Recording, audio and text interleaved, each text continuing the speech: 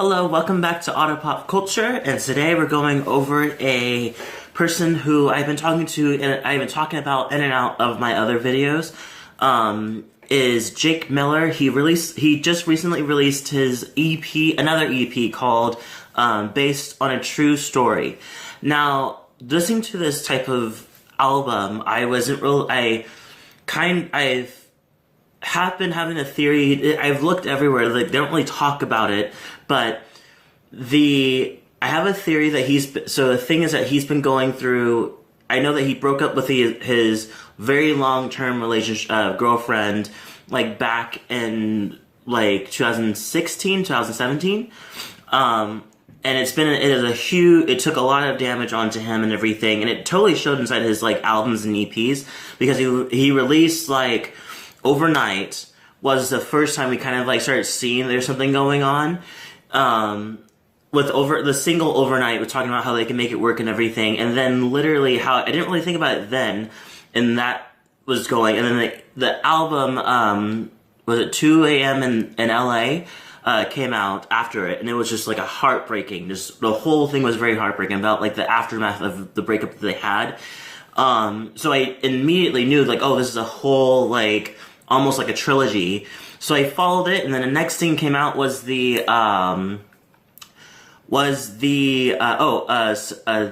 Silver Lining. Like there's always a Silver Lining, or Silver Lining album came out, which is a really, really good one, and it was really good. It kind of had more of like a relief to it, you know, like it kind of had like more of I feel much better now that like I got over the dark side of like the dark parts of like the breakup. I'm trying to build myself back up, and it had like the song Headlights, it's like an interlude called Headlights, where his dad was kind of telling him to keep his head up and everything's gonna be fine, blah blah. And it kind of like that kind of falls into the whole album.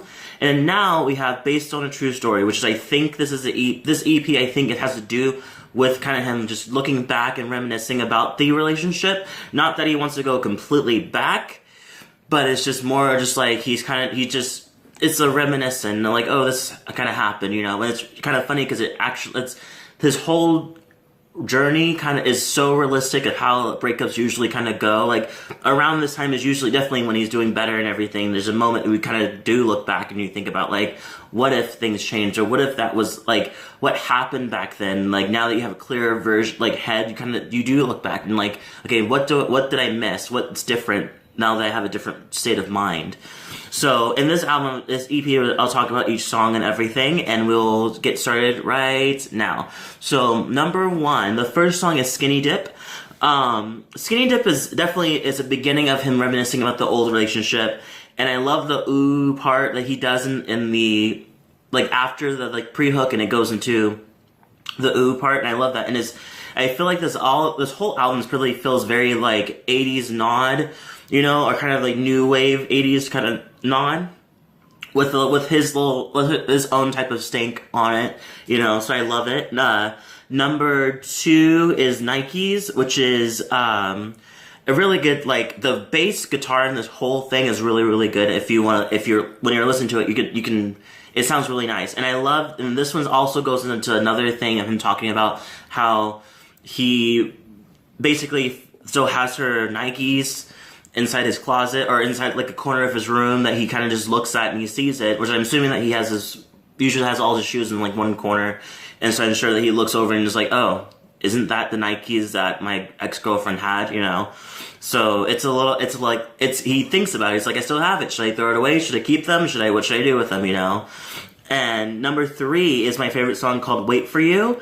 And this is way directly more 80s new wave kind of sound. And I love one thing I do love is the fact that he goes, when I wait for you, and it goes, the do sound that goes with it. It's kind of cool, like, no matter what I do, and so it goes do do do do do. Like I love that little part, and then it explodes into this whole like 80s sounds, like do do do do do do kind of sound, and I love it, and I love the whole thing. I'm surprised it has a weird edit, like a radio edit, which just like cut off the beginning, which is, I think the beginning is belong. I think the beginning, like, I'm sure people would look over the fact that first 10 seconds is in there, but whatever works for him works for him. So I like it, and I love the fact that so it's talking about him waiting for somebody to kind of feel better about themselves. And I think maybe he's talking about himself. Like, now thinking about it, maybe he's talking about himself. Like, maybe he's saying, like, he's talking about from a perspective of somebody else, how he's saying just like, I'll wait for you, even though you just broke up, so you're still a little raw over the emotion of what happened, so I'll wait for you until you get yourself to, like, back on track, and we can kind of start off with our relationship kind of thing. And I think he's kind of talking to himself pretty much. Number 4 is London Lights, which is a really, really smooth beat, and this one's had nothing to do, it seems like it has nothing to do with the reminiscing, or maybe it does. Maybe it has to do with him talking about like how they used to go to London. He just really loved her and London Lights and everything. But yeah, it's my least favorite song because it kind of just stays in one fat like track. But it's a good song. Number 5 is Nobody Else, and one thing I really want to point out immediately was the ooze part. It has a when it's like. We move like no one's, like we're all alone, and it has like this weird, like muffles the beat, like it's weird, like it's like do and it's like muffled throughout the whole time he's talking about it, and it explodes back into the normal beat. I don't know, I'm a huge sucker over that. I think it's so cool. And finally, number 6 is What If You Fell in Love. This one's a really little like sad, because he basically like had a dream and he woke up and he's like, oh, I had a dream that you like got married, and like what if I missed my opportunity? And I think it's very like, oh, you know, like it's very kind of like he's rethinking about everything, and it's like, oh, what if I miss the opportunity? Do I regret missing this opportunity? Maybe I don't, you know?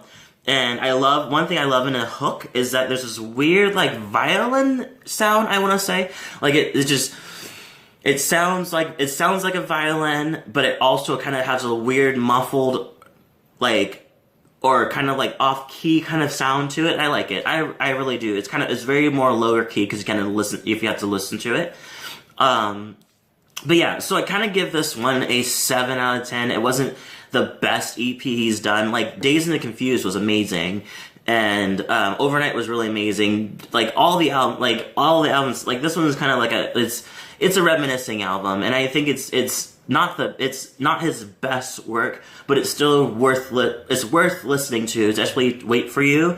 If you don't listen to anything, at least listen to Wait For You. It's a really, really, really good song.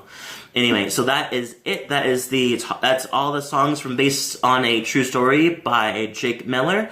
Comment below, tell me what you think about Jake Miller. Do you also think that there's like a weird, like, storyline going on? I don't remember him. I looked everywhere to find a place where they were talking about it, but I couldn't find anything. So tell me what songs that you like from the album, what songs that weren't your really favorite. Do you think this is his best? Do you think it's his worst? Maybe it's like, okay.